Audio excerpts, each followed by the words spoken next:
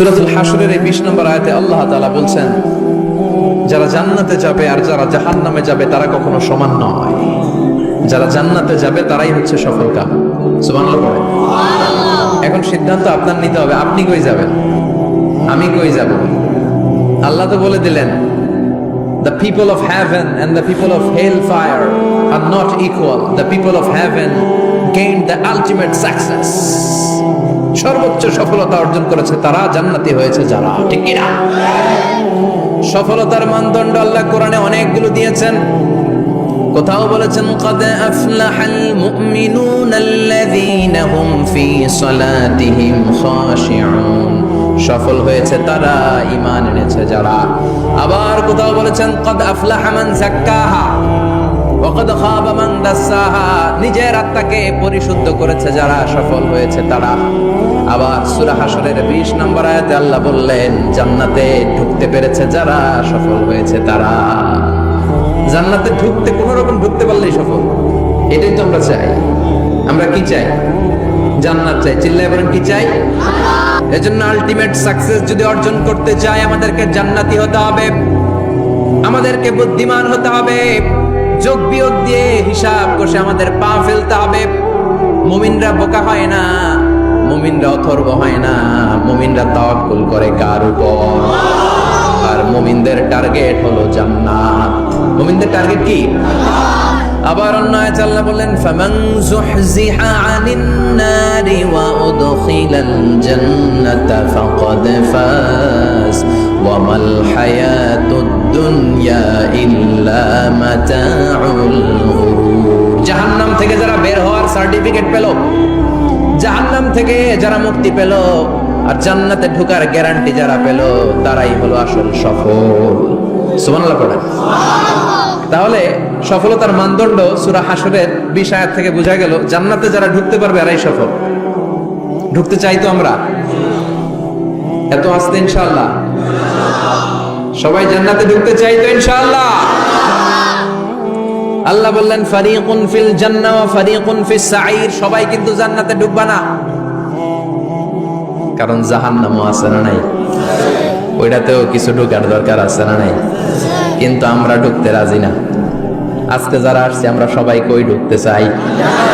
কথা কোন? জান্নাতে ঢুকতে চাই। তো জান্নাতে ঢোকার জন্য কিছু আমলের দরকার আছে না নাই? কোরআন মানার দরকার আছে না নাই? আল্লাহর দেয়া বিধানগুলো জীবনে, সমাজে, ফ্যামিলিতে বাস্তবায়নের দরকার আছে না নাই? আল্লাহর দেয়া সবগুলো বিধান মেনে আমরা যেন জান্নাতের অধিবাসী হতে পারি, আল্লাহ তৌফিক দাও। আল্লাহ জান্নাতে তোমার পাশে আমাদের জন্য ঘর বানিয়ে দিও। আর জোরে পড়েন আমিন। রব্বুল আলামিন বলেন, ফালা তা'লামু নাফসুম মা উখফিয়া লাহুম মিন কুররাতি আ'ইউন জাযাআম বিমা কানু ইয়া'মালুন।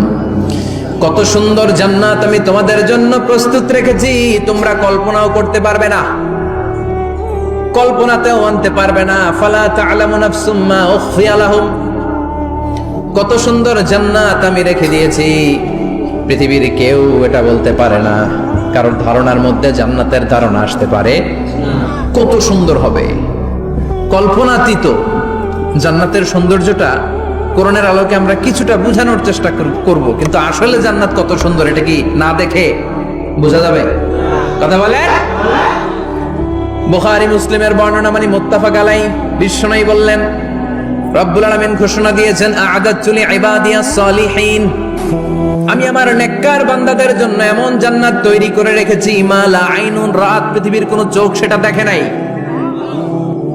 ওয়ালা উযুনুন সামিআত, পৃথিবীর কোনো কান ওই জান্নাতের কোনো শব্দ শুনে নাই, ওয়ালা খাতারা আলা কলবি বাশার, মানুষের অন্তর দিয়ে জান্নাত কত সুন্দর হবে কল্পনা করা সম্ভব না, অসম্ভব। এটা কল্পনাতে আনাও অসম্ভব। আপনি যত কল্পনা করতে পারবেন, কিন্তু জান্নাত যে কত সুন্দর এটার ধারে কাছে আপনার যাওয়া সম্ভব না। আল্লাহু আকবার। এই পৃথিবীতে যত ডিজাইনার আছে, সফটওয়্যার ডিজাইনার, যত ইঞ্জিনিয়ার আছে, যত আর্কিটেক্ট আছে, গোটা বিশ্ব সেরা 1 লক্ষ আর্কিটেকচার, 1 লক্ষ আর্কিটেক্ট ইঞ্জিনিয়ার কেনে যদি বলা হয় জান্নাতের একটা চেয়ারের ডিজাইন করেন, লক্ষ লক্ষ আর্কিটেক্টরা মিলে কোটি কোটি টাকার প্রজেক্টে টাকা খরচ করে চেয়ারের ডিজাইন করতে পারবে, কিন্তু জান্নাতের চেয়ারের ধারে কাছেও হবে না। কল্পনার বাইরে, এটা অসম্ভব। এত সুন্দর জান্নাত মুমিনদের জন্য তৈরি করে রেখেছে কে? ওই জান্নাতে আমরা যেতে চাই, চাই তো? সবাই চান? ঢুকতে চান? ঢুকবেন এখনই? কয় এখনই? মরা লাগবে, ইমানের সাথে মরা লাগবে। মরার আগে জান্নাতে ঢোকা সম্ভব না। আমরা জান্নাতে ঢুকবো, জান্নাতের ভেতর আমরা ঢুকতে চাই। শপিং মলে যখন আমরা ঢুকতে চাই, কোন দিক দিয়ে ঢোকা লাগে? দরজা দিয়ে না, গেট দিয়ে। তো আমরাও জান্নাতের গেট দিয়েই তো ঢুকবো নাকি?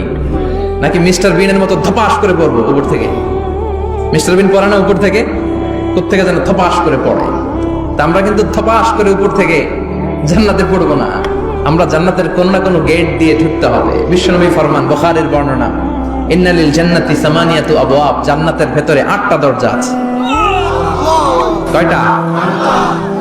বিশ্বনবী একবার সাহাবাদেরকে নিয়ে ওয়াজ করছেন, বলছেন তোমাদের মধ্যে এমন একজন ব্যক্তি আছে, এই ব্যক্তির আমলগুলো আল্লাহর কাছে এমন ভাবে কবুল হয়েছে, আল্লাহর কাছে ওই ব্যক্তি এতটাই সেরা, জান্নাতের 8টা দরজা কিয়ামতের দিন এই লোকটাকে ডাকতে থাকবে। প্রতিটা দরজা বলবে আপনি আমার দরজা দিয়ে ঢুকে জান্নাতে প্রবেশ করে। সাহাবারা বললেন, ইয়া রাসূলুল্লাহ, কে সেই ব্যক্তি? বিশ্বনবী বললেন, ওই ব্যক্তির নাম হলো আবু বকর। কিয়ামতের দিন সাইয়েদনা আবু বকরকে 8টা জান্নাতের দরজা থেকেই জান্নাতগুলো ডাকতে শুরু করবে, উদখুল মিন বাবি, উদখুল মিন বাবি, আমার দরজা দিয়ে ঢুকেন, আমারটা দিয়ে ঢুকেন।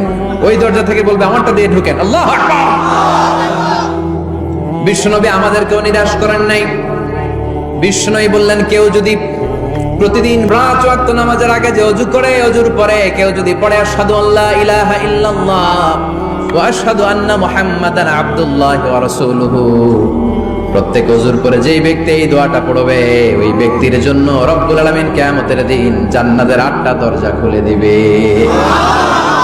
সেও সাইয়েদনা আবু বকরের সাথে সাথে ওই 8টা দরজা যেটা দিয়ে মন চায় ঢুকতে পারবে। কোন সুবহানাল্লাহ। বিশ্বনবী বললেন, ইন্নালিল জান্নাতি সামানিয়াতু আবওয়াব, জান্নাতের ভেতরে দরজা হলো 8টা। মিনহা বাবুন ইউসাম্মা আর-রায়্যান, 8টা দরজার মধ্যে স্পেশাল একটা দরজা আছে, দরজাটার নাম হলো রায়্যান। লা ইয়াদখুলুহু ইল্লা সাইমুন, রোজাদাররা ছাড়া কেউ রায়্যান দরজা দিয়ে ঢুকতে পারবে না। যারা রোজা রেখেছেন তাদের জন্য এন্ট্রি দেয়া হবে এই দরজা দিয়ে ঢুকা। আবার বিশ্বনবী বললেন, মান দাখালাহু লাম ইয়াজমা আবাদা, একবার রায়্যান দরজা দিয়ে ঢুকার সুযোগ যে পেয়ে যাবে, চিরকালের জন্য তার গলার তৃষ্ণা মিটে যাবে। রোজা রাখলে গলায় তৃষ্ণা হয় না? এই যে আল্লাহর খুশির জন্য এই তৃষ্ণাকে সহ্য করে আপনি রোজা রেখেছেন, এর ফলাফল হিসেবে রায়্যান দরজা দিয়ে ঢোকা মাত্রই আপনার গলার তৃষ্ণা